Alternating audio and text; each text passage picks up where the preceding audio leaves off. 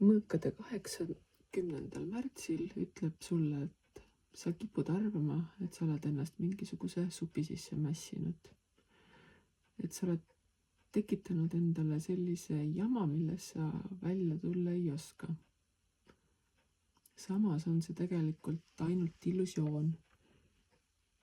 Kuna sa oled ise ennast supi sisse mässinud, siis oled sa võimeline ka ise sellest supist välja tulema.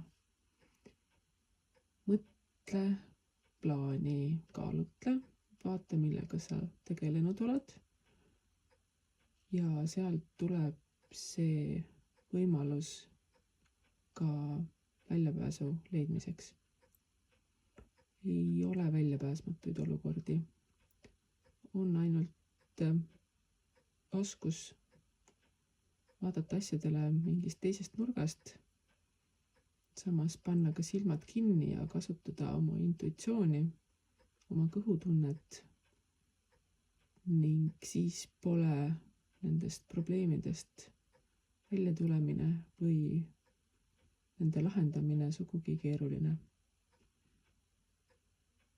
10. märtsil pane silmad kinni, usalda intuitsiooni ning kõik asjad lahenevad sinu jaoks soodsalt.